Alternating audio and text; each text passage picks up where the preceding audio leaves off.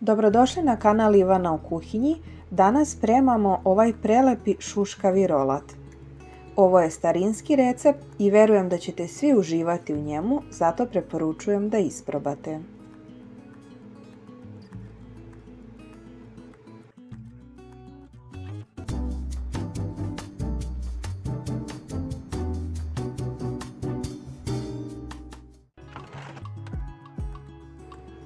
Za početak, prvo ćemo izmiksati 4 belanca u čvrst sneg. Zatim ćemo im postepeno dodavati 150 g kristal šećera. Mutit ćemo sve dok ne osjetite da se sav šećer istopio. Potrebno je par minuta da bi se šećer potpuno istopio. Nakon toga dodajemo 1 kašiku sirćeta i 1 kašiku gustina, odnosno kukuruznog skroba. Mutite sve dok ne dobijete veoma čvrst sneg.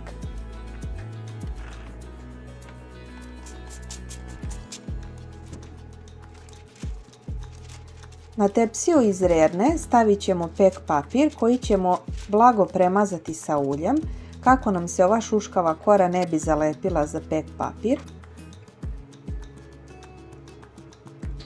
A zatim ćemo sneg koji smo izmutili staviti na pek papir i raširiti po pek papiru. Dok ovo radimo, rernu ćemo zagrejati na 180 stepeni. Šuškava kora se suši 7 minuta na 180 stepeni, zatim još 20 minuta na 160 stepeni. Potom je izvadite i ostavite samo par minuta da se ohladi. Počinjemo sa pripremom fila. U 4 žumanca dodat ćemo 50 g šećera, a zatim ćemo sve dobro izmiksati. U izmiksana žumanca dodat ćemo 40 g pudinga od vanile, odnosno 1 puding od vanile i 300 ml mlijeka.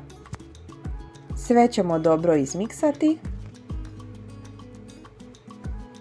a zatim ćemo prebaciti u jednu šerpu i odneti na vatru da skuvamo.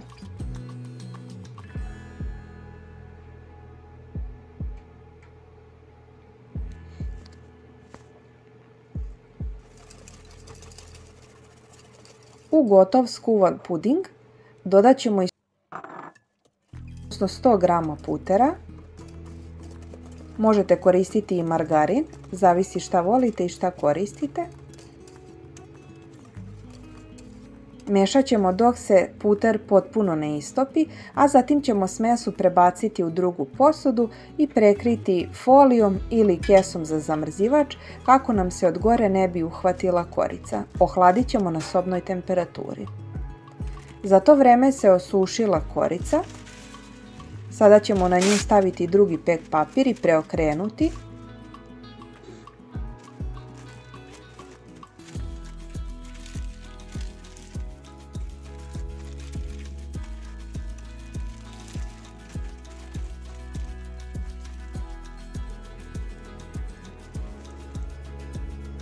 Preostaje nam još samo da umutimo šlag.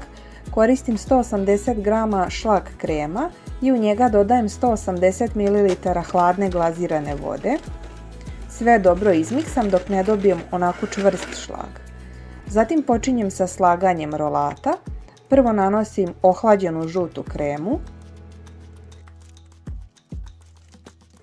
Razmazujem je po cijelom rolatu. Od voća možete koristiti šta volite i želite.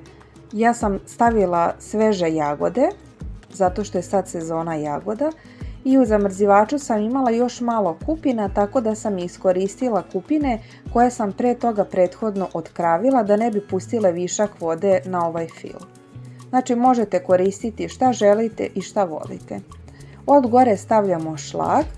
Zatim sve premazujemo. Šlag ne morate premazivati skroz do kraja kako bi lakše uvili ovaj rolat.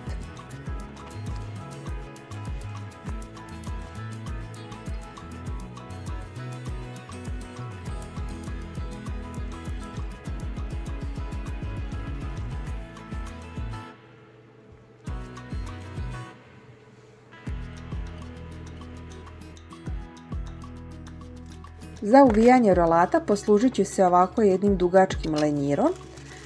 Samo ćemo ga urolati, a zatim ćemo se poslužiti pek papirom i ovim drvenim lenjirom. Možete koristiti šta imate, bitno da je dugačko, ovako ćete zatezati kao što vam pokazujem na videu, tako ćete dobiti čvrst rolat koji je lepo urolan i lepo izgleda kada se preseče.